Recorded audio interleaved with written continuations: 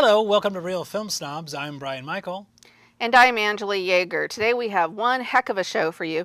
As always, we have a little something of everything from the world of film. We have a review of Steven Soderbergh's newest offering, an Oscar-nominated classic, some bad cinema with our segment How Bad Is It?, another superhero movie to keep fanboys like Bryan forever young and living in mom's basement, and a new acclaimed indie movie. But first, if you are watching us on YouTube, make sure to hit the subscribe button and the bell to be notified of new episodes.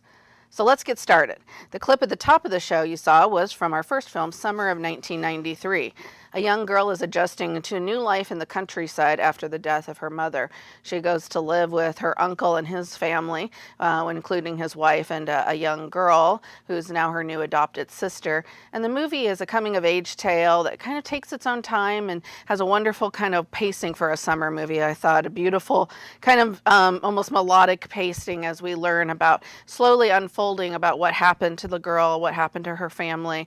And we see as she just sort of, takes her time adjusting to what's happening to her and has some bumps along the way, as children might who may not understand, and she lashes out at the circumstances. The film is autobiographical. It's based on the director's real life, Carla, Simón, and I might be saying her name wrong. It's a Spanish film, and it's cast with wonderful child actors. I thought they were phenomenal. It is really hard to find child actors that are so authentic and just delightful, and not in a cutesy, kind of smarmy way that we tend to see with kids in movies. I just thought both of them were really great. These are not Disney kids. Yeah.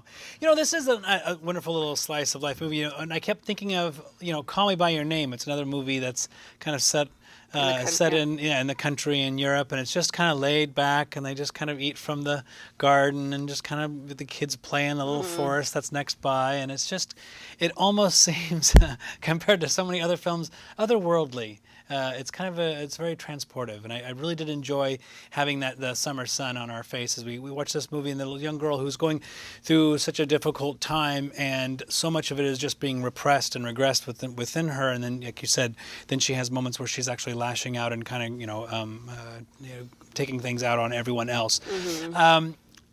The shadow of Ponette is a very, very big shadow, and that's what I kept thinking about in that film, was a young girl that was dealing with the death of her parents. Do you remember that film? Did you ever see that movie? Yeah, but this film isn't.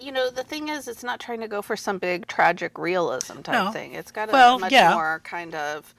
It's actually, there's nothing really, obviously the death of her, mother is tragic, and the film opens with that, but there's nothing really horrible that, happens to her after. It's, she's really surrounded by people that really love her. She has a large, warm, extended family, grandparents, aunts, uncles who are very supportive, and, so it's not this horrible, just, we'll get to a film that we're going to be reviewing a little bit later, which is just such a downer, which, sometimes I love a good downer movie, but this one actually is pretty uplifting. Yeah. Overall, and I found myself laughing quite a bit. The interaction between the two girls, both wonderfully cast again. One a little bit younger and sort of that cute face, and Frida, the main character, a little bit more, wise beyond her years because of what she's gone through. So, but you just couldn't. I didn't finish what I was saying. Well, you said you kept comparing it to Ponette. I did think about it. I said it's a big shadow because that film was so incredibly profound in showing how a child would deal with a loss. And it was a 3-year-old child, much like the other sibling that's in this film, or her cousin. And no, I did enjoy this movie. I liked this movie. I really did enjoy the journey and seeing everything that had happened there. I didn't love it. I'm suspecting you liked this a lot more than I love did. it. I thought it was a 4-star movie. 4-star film. I can't find any flaws with it. When it ended, and I actually kind of thought, boy, this is going to be hard to end, because on one hand, I'd be really mad if they kind of had a disturbing or angry ending, because by the end of the film I really liked the whole family, and I really wished well for them, and even the grandparents and their bickering, they were well intentioned. There was no villains in this movie, which you almost never see anymore. We'll get to that in their next movie, but the ending was actually perfect, I thought. No, I did really enjoy the ending. I liked that. I just didn't have I like I said, I sat there and enjoyed it. I liked it. I think it's a 3-star film. I just wasn't blown away by it. Yeah. That's no way. How can it not be a 3.5-star They didn't film? fight Thanos. There was no flying. On. So you just can't handle anything that's not a big spectacle No, I'm anymore. just saying. No, I just said it was a nice, simple story, and I thought that was a simple film. Boy, you missed the mark on this one. That is 3 stars. 3.5 at the least. How many times are you gonna buy it? You gonna watch it? Oh yeah, I'd love to watch it again. It'd be hard not to see it on the big screen because I just felt very absorbed. Quote all by those it. lines. That's okay. Movies don't have to be snarky and catchy all the time. Okay, so we'll move on to our next movie, which we have a clip for. It is Ant-Man and the Wasp. Take a look. Okay, you saw a clip for our next movie, which is Ant-Man and the Wasp. And of course, this is the newest Marvel superhero movie. They just keep churning them out like those hamburgers out on the assembly line. And this one, it has Ant-Man now on house arrest, and he is teaming up with the Wasp to battle a new villain, Ghost, who is not very memorable, but she's messed up because of something to do with quantum mechanics or physics or quantum tunnels or... If you could tell me one person who could give a rat's behind about the plot of this movie, I would like to find that person and they even make fun of the plot at some point, which I guess is their way of trying to diffuse criticism at some point. You know, Ant-Man, Paul Rudd, who is very charming and just a wonderful actor, and I really like him, and I really wish he was doing other stuff besides this, makes some fun of it and says, are you just putting quantum in front of everything? Because they have the scene where Michael Douglas's character tries to explain the plot to the rest of us, and even he can't explain it, so they just make fun of it because they know the plot is absurd. To me, it has some of the same, I liked the first Ant-Man movie enough to recommend it because I thought it was a nice light comedy. My criticism of that, I said there's not enough Michael Pena, and there's still not enough Michael Pena, and then they brought him back in a few scenes in this movie, and then they have some of the worst racist stereotypes I've seen in a movie in I don't know how long, of a great actor like Michael Pena.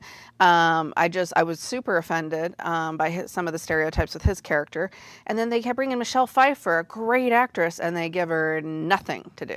Just zip. I agree. That's all you're going to say? I agree. Yeah, that's exactly how I felt. Oh, wow. You're 100% right. This is a big disappointment. What was really what made the first one work. Can we just rewind that in real time and have Bryan saying I agree over and over and over again? What worked in the first one was the comedy of Paul Rudd. He can carry a movie. And the screenplay, which still had Edgar Wright's fingerprints all over it and was still there, and that's what really carried the movie. And in this one, it is the usual scientific jargon, which I normally am like, yeah, fine, quantum, whatever. But then that was just kind of it. And they brought in Lily Evangeline, who gets to play the Wasp. First of all, should have they called it Wasp in the Ant-Man, because he doesn't get that much to do, honestly. I really like her. She's a strong female character, a strong presence in the movie. She's not afraid to kick butt. She does a really great job. But then they just don't have as much for everyone to be. They just don't get to interact. They don't have the chemistry like they did in the first one. Michael Douglas and Michelle Pfeiffer, first of all, they look really good. They're really getting good at the special effects where they make everyone look younger. Michelle Pfeiffer, I flashed back to younger days where I had quite the crush on her. She is, my gosh, that woman is gorgeous. She still is to this day. But it was, that was pretty cool. But at the end of it, there was giving nothing to do. There's a big car chase in the streets of San Francisco where things are growing and shrinking, and they're throwing things and making them grow. It was really cool, but I had no idea where we were, what kind of was going on. The editing was just too much, and it was like, this is such a lost opportunity that it doesn't do anything. The director. Peyton Reed, who really has done like Yes Man, The Breakup, Down with Love, good movies, a lot of television, but not in terms of an action movie, and not just with this. It just didn't have anything. It just felt flat. I don't know if you noticed towards the end, I did a big sigh a couple of times because it was like, ugh. And by the time they got to anything fun with him growing big, I just didn't care. Yeah, you're right. That was a missed opportunity because I thought, they're going to have this big chase sequence, and it's someone who obviously does not know how to direct a chase sequence. They're going down the street. Small cars and big. It was so funny, but it was like, nope. Yeah, no.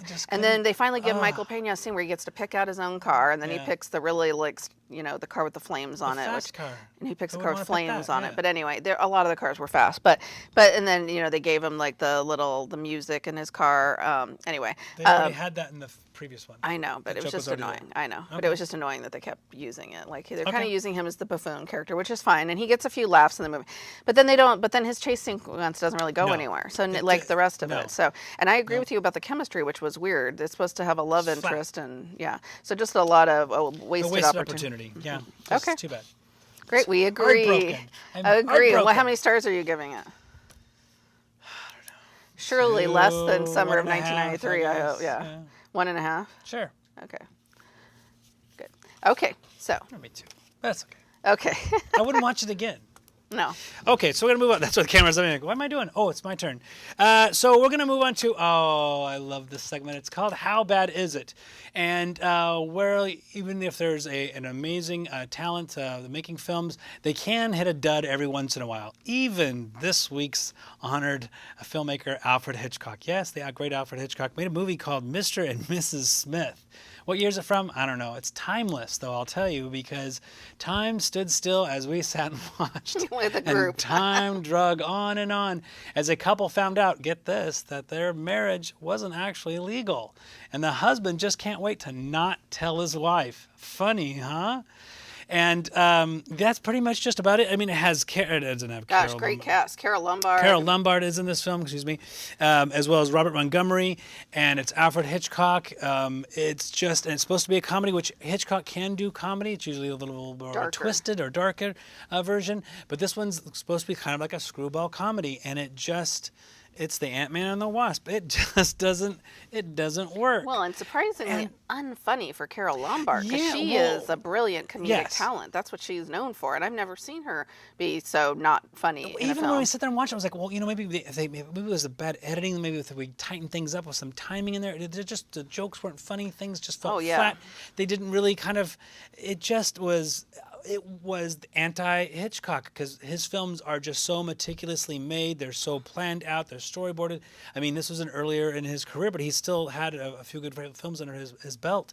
This just doesn't work. Sometimes it takes stars aligning, and this one does not have that at all. Yeah, it's pretty bad. And you and I were groaning through quite, because it was so everybody. clunky. We watched this with a group. It was clunky though. Like there's scenes that are sort of like set up for the joke. This would be a good one to watch if you're going to write comedies, to see what not to do apparently, and then watch it with a really good comedy right after. Like any other Carol Lombard film actually would work, but especially the ones with her and Cary Grant. And her and Robert Montgomery don't have any chemistry, which for a screwball romantic comedy really needs to be there.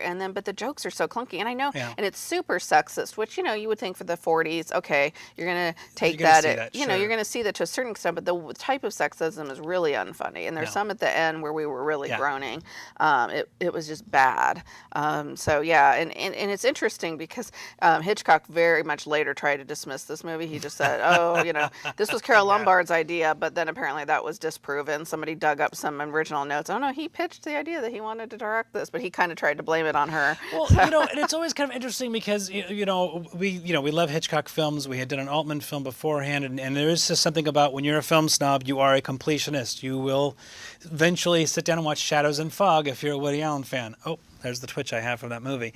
You're just going to have to get around to some of them, and we thought it'd be fun. You get a few people together, you have a few drinks, because boy, does that help. Didn't help this one. No. Didn't help the last one. This was Scott's pick, because Scott is a huge Hitchcock fan. And this is one he hadn't seen. That's his favorite director. And this is one he hadn't seen. And he was like, and he was just shocked. He was like, I just saw nothing of Hitchcock in this movie. Nothing. So, really So it's kind of a fun together. So if you're a film fan and you got some friends to get together, why not? Sometimes it's always fun to watch a bad film, but you might as well watch one made by a master so you can get that checked off your list and just kind of give you an excuse to have a few drinks, have a few laughs, make some comments towards the screen, which we don't normally do, but we certainly were doing it when our jaws weren't, just fallen. We were making some, funny jokes about the movie. All right, so then we're going to move on to what is our next one? Is that it's Gervaise, but is it an Oscar-nominated one? Is that what the segment is? It's the Oscar-nominated films. This is from 1956. This is Gervaise. It's a foreign film, actually directed by Rene Clement, who did Purple Noon or Forbidden Games, great films. And this one actually has a young woman who's is a laundress as a title. Is that what we would usually do when you did laundry? And she is left by her lover to take care of their two children, and then later meets a roofer who she falls in love with, who's a wonderful man, and then he's not. This is, I don't know if it's a drama, certainly, but I always wanted to say it was kind of a melodrama, but not quite a melodrama because we didn't have any high-pitched violins playing when there was snow. Someone called this literal realism. I'm not sure, but I would almost say it's a melodrama. It's not like Douglas Sirk melodrama. So if you're used to that kind of a tragedy without giving things away. No, it is. It's actually okay to say it's a tragedy. I was not happy when credits rolled. I really yelled. Upset. I was really mad because I really enjoyed Gervaise. I enjoyed the film, and I loved her character. This is a woman that had to raise the two kids. She found herself got lucky in love and found another man, certainly. But she starts her own business, and she starts doing her own laundry. Yes, and I loved her. She was absolutely great, and I loved the people around her. We've got the when you want to call her the villainess, the town gossip across the street, who wants just the best for her, but just takes stabs at her behind her back, and she really gets revels in seeing her kind of fall. Yeah, and against all the odds, she pushes and pushes, and she's got a bum leg, of course. So that's oh my gosh, oh no, horrible, and I loved watching her just work through all of these things, get herself on her feet, get her family together, and then these men in her life are just terrible. She does have another man that has eyes for her that we absolutely loved, and we really liked him, and and they had great chemistry together too.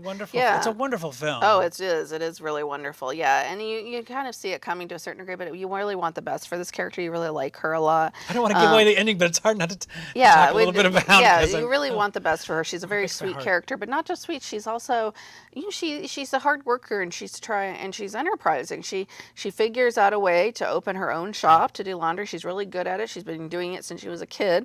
So she knows her stuff. So she finds a way to open her own business. And I really like that aspect of it because, in the 50s, you don't see a lot of movies about women. I mean, you see a lot of movies about romance and love, but you don't see a lot that focused on the woman's employment. And, you see her actually running the business and fixing up the shop and really making a life for herself.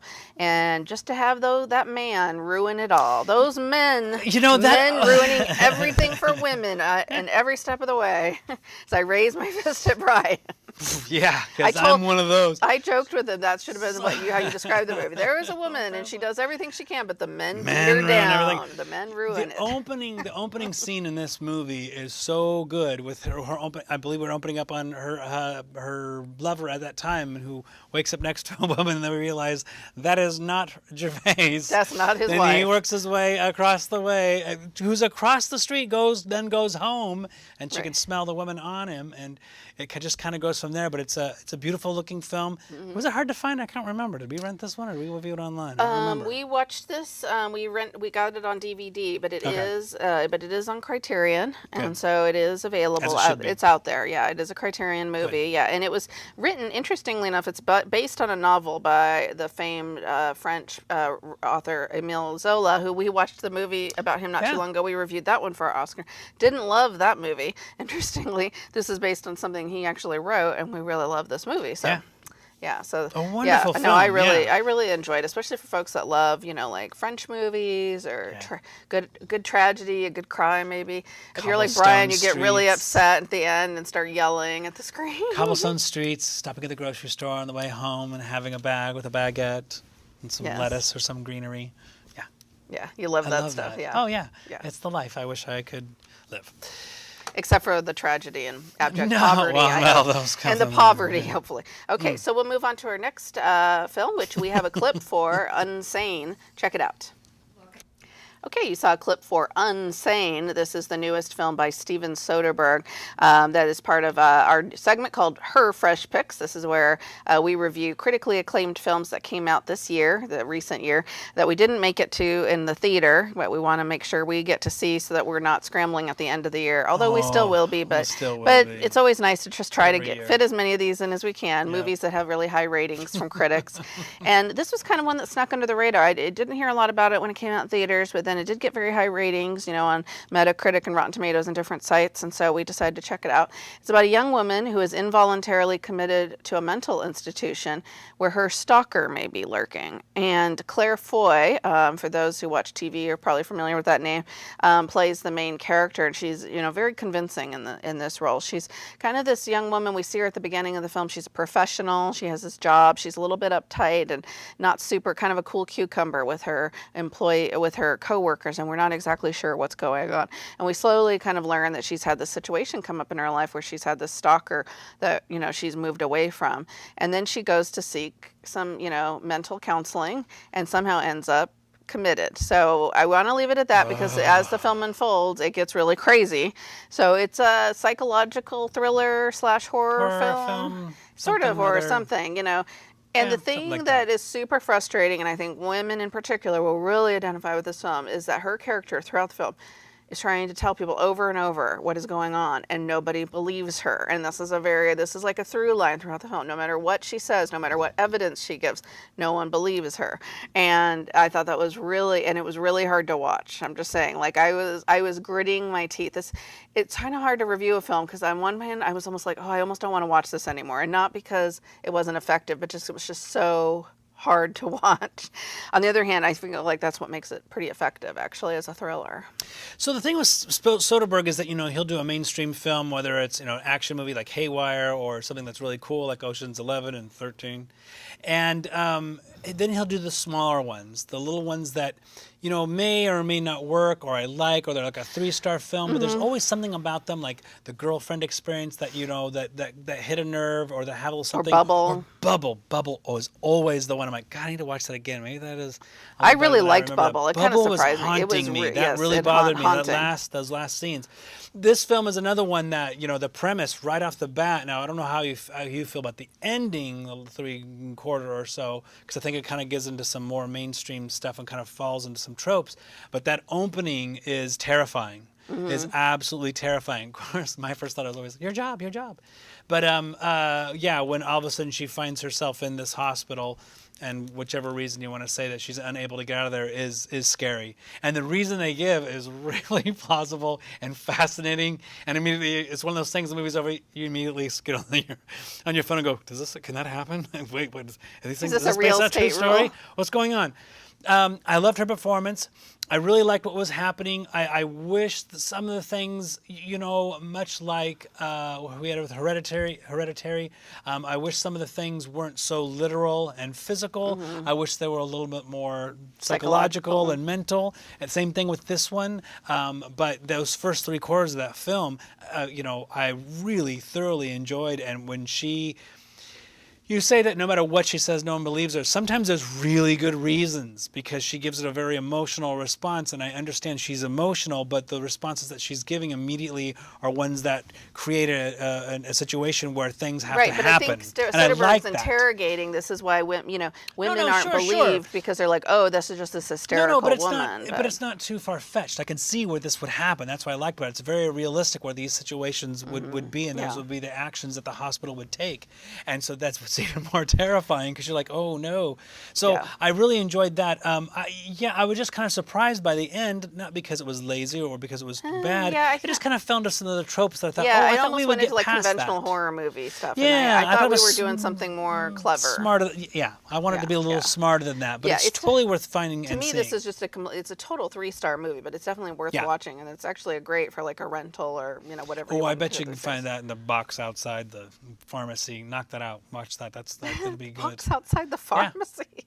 Yeah. How does she not know what that is? I know what that means. I just thought it was funny. I don't want to say the names. No. I know. But it was other than that, it kind of veered into some conventional territory that was disappointing. That almost kept it from being a 3.5-star movie. He's better than that.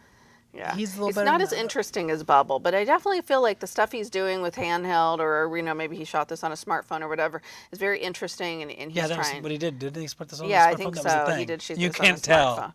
I couldn't tell. No, although I didn't think it was gorgeous like Tangerine, which was shot on a phone but had a distinctive look and feel that I really liked. It just kind of looked very basic digital, but it worked, for the story. So I'm giving it 3 stars. Yeah. So. Okay. So, to review, summer 1993, I give 4 stars. Bryan's crazy, only gives it 3 stars. Ant-Man and the Wasp, neither of us can recommend. We actually both really agree on that, which I'm very happy about. Mr. and Mrs. Smith is indeed a bad movie.